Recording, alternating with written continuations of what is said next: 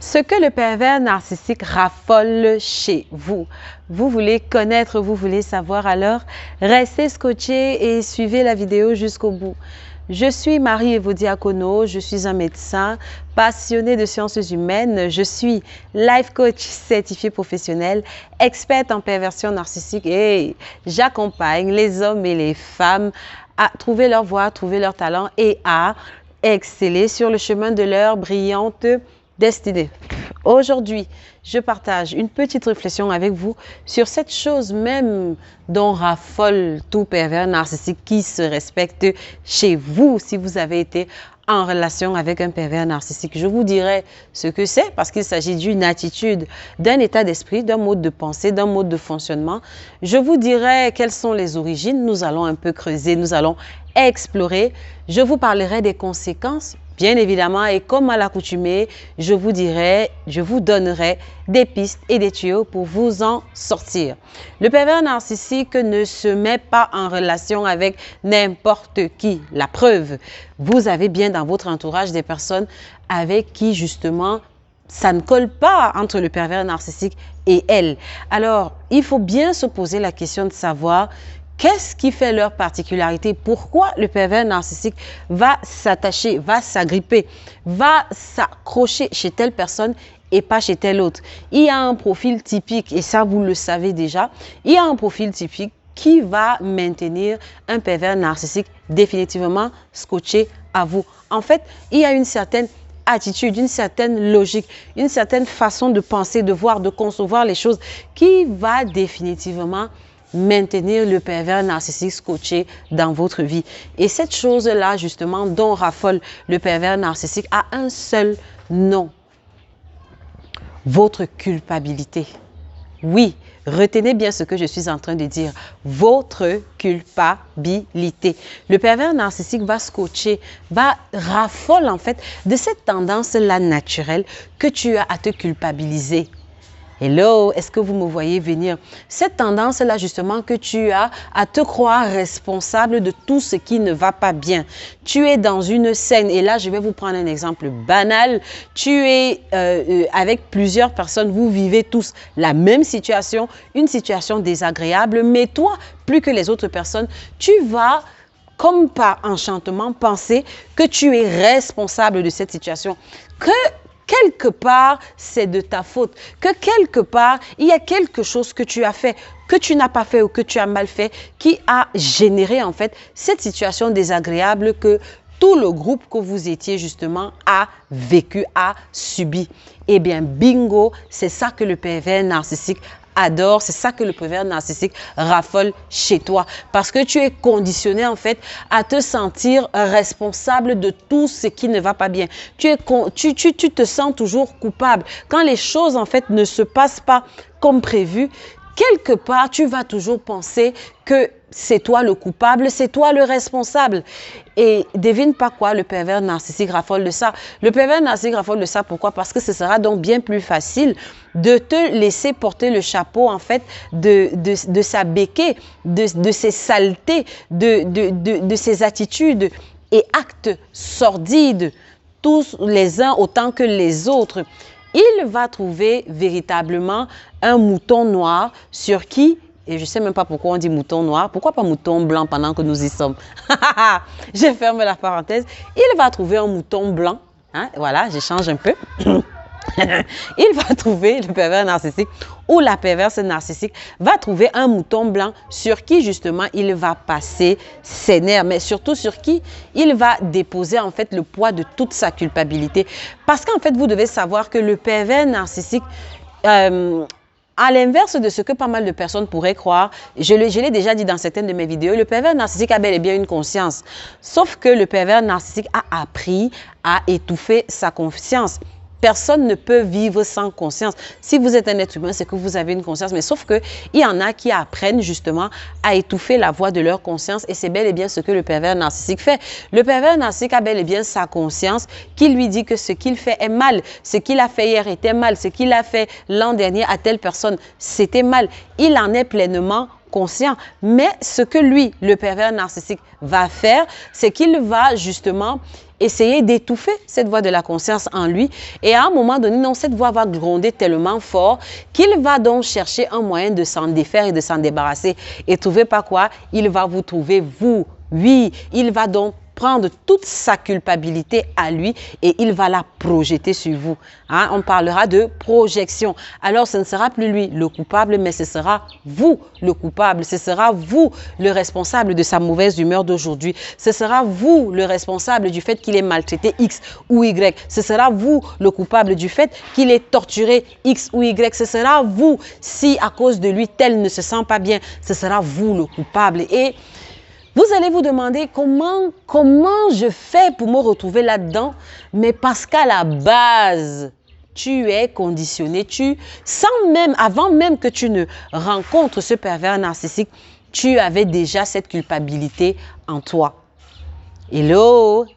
Tellement tu te sentais mal dans ta peau que tu as toujours pensé que il y a quelque chose qui cloche en toi et que forcément, si quelque chose ne va pas bien quelque part, c'est que quelque part, c'est de ta faute. Et ça a été tellement... Et là, je vais revenir en fait à la genèse de cette attitude, de ce mode de pensée. La genèse de cette attitude remonte généralement à ton enfance parce que de par ton empathie, ton entourage familial a très vite détecté ce potentiel que tu as en toi. Ton entourage familial a très vite détecté ton hypersensibilité, cette capacité que tu as à ressentir, à vivre, à porter les problèmes, les souffrances des autres, plus que quiconque. Alors très vite, on a déposé sur tes épaules une responsabilité qui n'était pas censée être tienne. On a déposé sur tes épaules la responsabilité du bien-être de tes frères, de tes cousines, de tes sœurs, ou de tes cousins d'ailleurs, ou de ton oncle, ou de ta tante, ou de ton père, ou de ta mère, parce qu'on a vu que tu avais le cœur grand comme ça très tôt. Et on a vu que c'est toi qui allais porter cette responsabilité-là. Ce qui fait que très vite, tu as commencé à porter une charge mentale qui était au-delà de ce que tu étais censé porter à cet âge-là. Et du coup, on dit souvent, à qui on a beaucoup donné, on demandera beaucoup. C'est ce qui s'est passé. Par rapport à tes frères, par rapport à tes sœurs, par rapport à d'autres personnes de ton âge avec qui tu évoluais, tu étais toujours celui à qui on en demandait le plus. Pas vrai? Tu étais toujours celui à qui on exigeait plus qu'aux autres. On était 2 fois plus exigeant avec toi qu'avec les autres. Eh bien, devine pas quoi, c'est comme ça que petit à petit, tu as commencé à te mettre un programme dans la tête, en fait, selon lequel tu es responsable. Tu es responsable pas seulement du bien-être des gens, pas seulement quand tout va bien, mais aussi quand tout va mal. Tu es responsable parce qu'en principe, on a introduit dans ta tête très tôt une donnée, une information qui est fausse, selon laquelle tu es censé faire tout pour que les choses aillent bien. Quel que soit lambda, tu as un potentiel à l'intérieur de toi, tu es censé te démerder, excusez-moi le terme, pour que tout se passe bien pour les autres autour de toi. Et c'est comme ça que ces 2 programmes inconscients ont commencé à s'exécuter sans que tu ne t'en rendes compte, mais véritablement ont commencé à diriger ta vie. Et c'est comme ça donc que tu as commencé à fonctionner avec une culpabilité qui ne t'appartient pas et qui ne devrait pas être avant même que tu ne rencontres ce sombre personnage qu'est le ou la perverse narcissique. Est-ce que je sais pas, est-ce que ça fait sens ce que j'essaye de dire? Donc avant que tu ne rencontres ce ou cette perverse narcissique, à la base, toi-même déjà, tu marches avec une culpabilité. Tu te sens coupable. Et j'insiste en disant que c'est devenu un mécanisme inconscient. C'est-à-dire que tu ne t'en rends pas compte. Genre, je vous dis, c'est tellement profond que tu peux même te retrouver, je sais pas, victime d'un accident de la route avec d'autres personnes, que tu vas trouver le moyen de penser que quelque part c'est de ta faute, que quelque part peut-être il y a quelque chose que tu n'aurais pas dû faire ou quelque chose que tu as fait ou que tu as mal fait qui a généré cet accident-là. Tu vas même te mettre à incriminer, genre peut-être je sais pas quoi, peut-être c'est parce que j'ai parlé mal à tel le matin que maintenant je suis en train de vivre cet accident. Est-ce que ça parle à certaines personnes? Et donc, c'est comme ça que tu as donc à la base un terrain favorable. Tu génères une énergie, tu génères une fréquence à laquelle tout bon pervers narcissique qui se respecte va facilement s'identifier. Et c'est comme ça que très vite, le pervers narcissique va déposer ses valises dans ta vie. Tu te culpabilises, ma chochotte.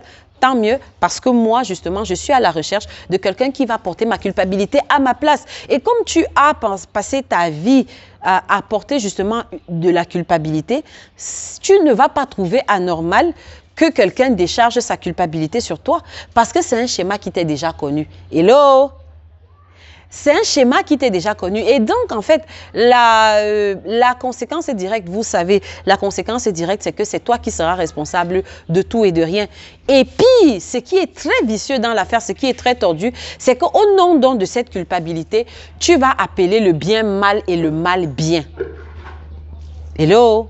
Cette culpabilité va t'amener à appeler le mal bien, c'est-à-dire l'abominable, l'exécrable, l'innommable que le pervers narcissique te fait vivre. Toi, tu vas trouver ça normal. Pourquoi? Parce qu'à la base, tu vas dire que non, il me fait ça, je vis ça parce que quelque part, je suis coupable, parce que quelque part, c'est de ma faute, parce que quelque part, je l'ai bien cherché, parce que quelque part, je n'avais pas à faire ci, à faire ça. C'est pour cela qu'il fait ça. Et donc, en fait, ce qu'il fait n'est pas aussi anormal que ça. En fait, même, sa réaction est tout simplement normale. Le problème, c'est moi. Je devrais en faire davantage. Je devrais faire mieux. Je devrais faire plus. Et c'est comme ça que tu vas t'échigner. C'est comme ça que tu vas t'épuiser. C'est comme ça que tu vas te donner encore et encore pour une cause, en fait, une cause inconnue. Une cause, je serais tentée de dire, une cause alien, une cause extraterrestre, mais pire, une cause inutile. Une cause inutile parce que tu comprends bien que cette culpabilité ne t'appartient pas. C'est ce pervers narcissique qui a la conscience chargée de tous ses hauts faits et ses méfaits posés et qui vient juste sur toi les déposer. Et c'est comme ça que tu vas marcher, les épaules voûtées, la tête baissée, le regard fuyant, la queue entre les jambes, comme un petit animal bizarre. Et tu vas passer à côté de ta vie, à côté de la vie tout court, à côté de belles opportunités. Parce que, en plus de la culpabilité dont tu as été chargé depuis ton enfance, tu portes maintenant une culpabilité alien, une culpabilité toxique qui ne t'appartient pas. Et c'est un gros sac comme ça sur ta tête, sur tes épaules, et tu marches comme ça. Résultat des courses, tu passes à côté de ta vie. Résultat des courses, tu passes à côté des beaux moments, des belles rencontres, des belles choses que tu aurais pu expérimenter pendant ton séjour, ton passage sur Terre. Est-ce que je parle à certaines personnes? Tellement que tu seras chargé de cette culpabilité que tu ne pourras même pas savourer les moments même que le Créateur, que l'univers mettra sur ton chemin. Des moments où tu étais censé profiter, des moments où tu étais censé savourer la vie, ça n'aura aucune saveur parce que tu es chargé d'une culpabilité que tu ne devrais pas porter. Ce qui m'amène dans la dernière partie de cette vidéo à savoir qu'est-ce qu'il faut faire. Quelles sont les pistes pour s'en sortir? La première des choses, c'est déjà apprendre à identifier ces schémas, les schémas de cette culpabilité, parce que c'est un mécanisme tellement inconscient que vous n'allez pas vous en rendre compte. C'est un travail de longue haleine. C'est un programme inconscient dont ça agit derrière les rideaux.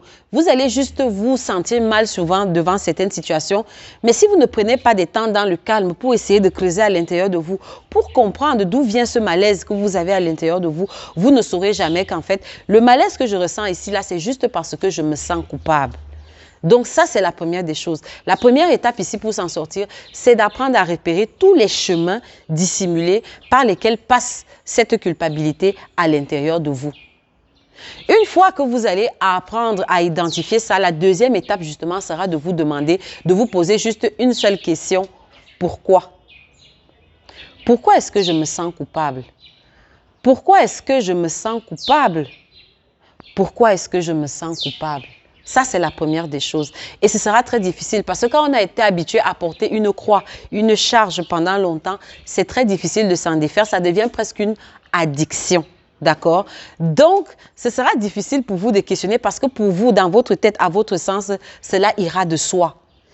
Mais prenez le temps. C'est pour cela que des temps de calme sont très importants. Des temps que vous passez seul à seul avec vous, où vous pondérez les choses, où vous soupesez vos actes, les motifs derrière vos actions, et vous vous demandez de façon scientifique, en fait, de façon honnête, pourquoi je me sens mal?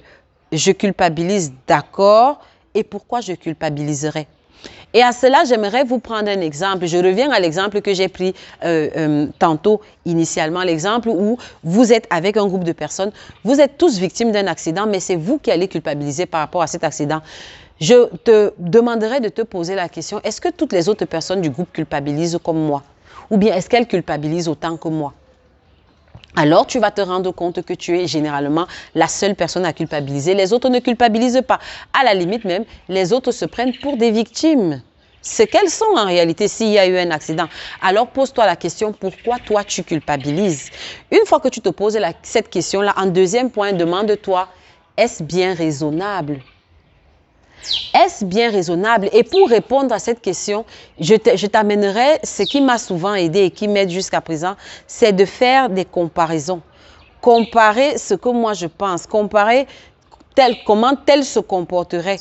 Tu sais, c'est pour cela qu'il est important d'avoir des personnes bien dans son entourage. Parce que parfois, la façon de voir en fait d'une personne saine, je précise bien d'une personne saine dans ton entourage par rapport à la même situation pourra t'éclairer et t'amener à revoir, à reconsidérer la question. T'amener à voir que peut-être tu as trop pris à cœur. T'amener à voir que et si tu n'étais pas coupable? En fait, c'est là où je veux t'amener. Et si tu n'étais pas coupable? Et si ce n'était pas de ta faute, qu'est-ce qu'il ferait? Alors, tu vas te rendre compte que si tu es rentré dans un véritable scénario d'addiction à un excès de responsabilité, d'addiction à une culpabilité qui a été longtemps en toi programmée. Tu es addict, tu te sens exister quand tu portes une croix, quand tu portes cette charge, quand tu te sens coupable, tu te sens exister, tu te sens vivre. Ça a généré même au point où ça a généré une certaine chimie à l'intérieur de ton corps à laquelle tu es accro. Alors, il va te falloir passer par la case, par la cabine de désintox, où tu vas apprendre à te déculpabiliser, où tu vas apprendre à aborder certaines situations où tu te sentais coupable sous l'œil de quelqu'un qui ne l'est pas. Parce qu'en réalité, tu as été créé libre. Parce qu'en réalité, tu as été créé libre et tu n'as pas besoin de te sentir coupable pour X ou Y. Ne vous méprenez pas sur mes propos. Vous savez très bien que je ne suis pas en train de parler des cas de figure où toi-même tu as enfreint des règles qui sont évidentes et tu as fait préjudice à X ou Y. Ce n'est pas de ça que je parle. Encore que, même dans ce genre de cas de figure, remarquez bien que le commun des mortels, quand il inflige, ou quand il commet une erreur, une faute, et il inflige un préjudice ou un tort à une personne, après, il n'y a pas mort d'homme, c'est-à-dire qu'après, ils continuent le cours de leur vie. Mais pourquoi toi, tu t'auto-mortifies? Pourquoi toi, tu t'auto-mutiles? Pourquoi toi, tu veux même aller jusqu'à t'étrangler, à te stranguler parce que tu as commis une erreur? Es-tu Dieu? Qui t'a fait croire que tu ne devais pas commettre d'erreur? Qui t'a fait croire que tu devais être parfait? Parce que ça remonte donc à un programme qui a été établi. Vu qu'on a vu que tu avais ce potentiel, si je peux me répéter, en toi, on a inscrit un programme dans ta tête qui devait dire que sois parfait. Est-ce que tu ne penses pas que tu devrais faire place à de temps en temps à l'imperfection qui est en toi? En fait même, est-ce que tu ne penses pas que tu devrais accepter cette imperfection qui est en toi? Est-ce que tu ne penses pas que tu devrais même regarder cette imperfection, si on peut appeler cela des imperfections, avec des yeux remplis d'amour et d'affection? Est-ce que tu ne penses pas? Est-ce que tu ne penses pas que c'est justement parce que tu passes le temps à chercher à être quelque chose que tu ne seras jamais, à chercher à être parfait, que forcément tu vas culpabiliser pour un tout, pour un rien, parce que tu as placé la barre très haute? Et si tu acceptais tout simplement d'être humain? Et si tu acceptais d'être tout simplement humaine? Avec tes fêlures, avec tes failles, avec tes ratés, un être humain, c'est l'ensemble de ça.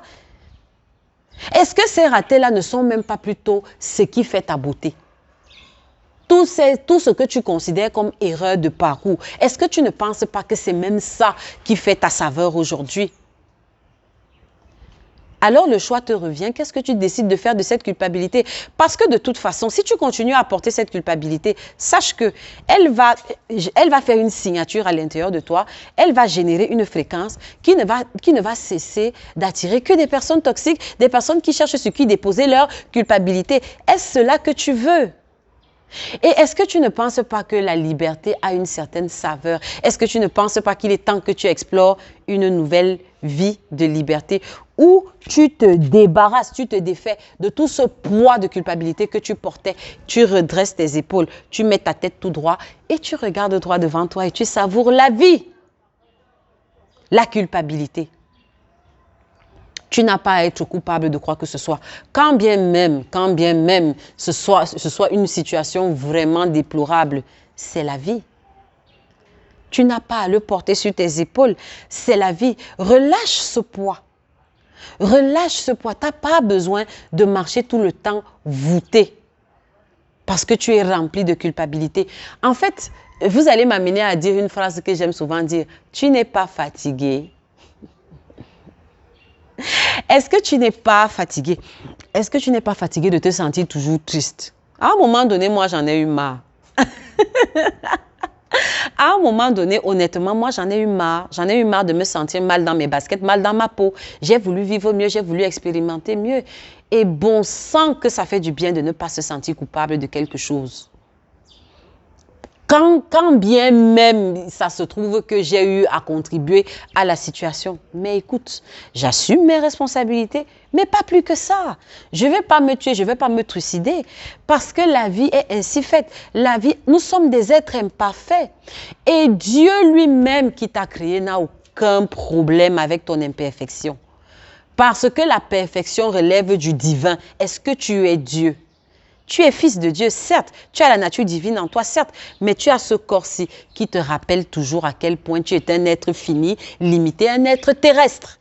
Alors arrête de mettre la barre tellement haut que tu marches toujours sur la corde raide.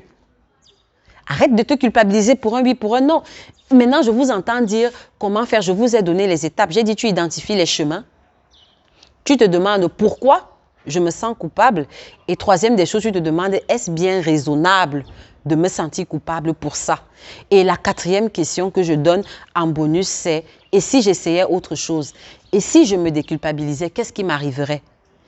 Et si pour une fois, je me mettais comme j'acceptais d'être un individu moyen, un individu lambda. Et si pour une fois, je me permettais d'être humain, tout simplement. Et si une fois, je me permettrais d'être imparfait. La parole de Dieu dit, c'est dans ta faiblesse que s'accomplit ma force. C'est quand je suis faible qu'alors je suis fort. Je ne suis pas, j'espère que vous comprenez ce que je suis en train de dire, je ne suis pas en train de chanter un hymne à la médiocrité. Bien évidemment que non. Nous sommes tous, et je crois que je m'adresse à des oreilles, à des personnes excellentes. D'accord? Je n'enlève pas le discours de l'excellence, mais je dis que ce perfectionnisme à outrance ne te fait pas du bien. Arrête. Parfois, accepte d'être juste banal. Et puis quoi? Les plus belles actions, les plus hauts forfaits de l'histoire ont été posés par des personnes banales. C'était un banal David qui a vaincu un Goliath. Ce n'était pas un Superman. Pourquoi tu veux être un super-héros? Pourquoi tu veux absolument revêtir la cape de Superman avec le petit caleçon rouge et avec le gros S? Le gros S jaune. C'est un S jaune? Je ne sais plus. Je vais regarder la photo de Superman. Tiens, pourquoi tu veux absolument être comme ça? Tu n'as pas besoin. Et si tu acceptais juste d'être Clark, qui de temps en temps sauve le monde, encore qu'on ne te demande pas de sauver le monde, si tu acceptais juste d'être toi. Moi, j'ai fait le choix. J'ai fait le choix d'être juste moi, d'être tout simplement Marie Evodi-Akono, avec sa dent en moins, avec son sourire bizarre, avec ses imperfections. Pourquoi pas? J'ai choisi d'être juste moi et de ne plus subir le poids de la culpabilité. En dépit de tout ce que j'aurais à traverser, la vie est ainsi faite. La vie est faite de montagnes et de vallées et je n'ai pas à culpabiliser si je suis sur une montagne et encore moins si je suis dans une vallée. Ça ne dépend pas de moi. C'est la vie, c'est l'existence. Pourquoi devrais-je en culpabiliser? Qui suis-je? Je suis juste Marie Evaudie et je t'invite à te le dire à toi-même. Je ne sais pas quel est ton prénom. Stéphane, Yann, Linda, Gladys, Vincent, Chantal, Marie. Je ne sais pas quel est ton prénom, mais j'aimerais que tu dises « Je suis juste Marie ». Je suis juste Marie. Je suis juste Elisabeth. Je suis juste Angéline. Je suis juste moi. Est-ce que tu peux le dire à la suite de ce que je suis en train de dire? Est-ce que tu peux le dire? Est-ce que tu peux l'écrire? Je suis juste moi. Et je suis OK avec. Je suis OK avec qui je suis. Et tu verras qu'à la seconde où tu vas cultiver ça, ça ne se fera pas en un jour, mais plus tu vas cultiver cette mentalité, cet état d'esprit, et plus tu vas remarquer que les personnes toxiques vont commencer à te fuir. Parce que les personnes toxiques, notamment les pervers narcissiques, ils n'aiment pas ça. Le pervers narcissique n'aime pas une personne qui est OK avec qui elle est. Parce qu'il va donc déposer sa culpabilité sur qui? Lui ne peut pas porter sa culpabilité. La perverse narcissique n'est pas là pour porter sa culpabilité. Il faut bien qu'il y ait un mouton blanc qui porte sa culpabilité à sa place. Donc, quand le pervers narcissique va voir que, bah écoute, tu es à l'aise, tu t'en fiches. Tu t'en fiches, alors il ira voir ailleurs si tu y es. Et fin du bal masqué, d'accord? Voilà ce que je voulais partager avec vous. Voilà, j'ai eu à cœur de parler de ça avec vous. Je viens de finir la dernière session de la promo 5 de la Energy Masterclass. Et voilà, il y a eu des choses qui se sont dites dans cette belle séance. Et c'est par rapport à ça, ce que j'ai discuté avec mes coachés, que j'ai eu à cœur justement, à peine avoir arrêté la session, de faire cette vidéo pour partager cette réflexion avec vous. J'espère que cela pourra vous aider. Donc sur ce, portez-vous bien. Ceux qui veulent faire un pas de plus, la Energy Masterclass, la promo 6 va commencer dimanche le 25 juillet. Inscrivez-vous, nombre de places limitées. C'est un programme de coaching de 3 semaines. Plus besoin d'en faire une publicité. Et sinon, je suis life coach certifié professionnel. Vous pouvez me contacter en inbox si vous voulez un accompagnement en one-on-one, un coaching individuel. Cela peut tout aussi bien se faire. Vous me contactez tout simplement. Et sur ce, je vous souhaite une belle fin de journée, une magnifique semaine en perspective et plein de belles choses. L'Éternel vous bénisse. Surtout, faites attention. Vous n'avez pas à vous sentir coupable. Vous pouvez vous sentir, vous pouvez assumer vos erreurs, certes, mais n'allez pas jusqu'à casser la corde. D'accord? L'Éternel vous bénisse. Je vous aime. Ciao. Portez-vous bien.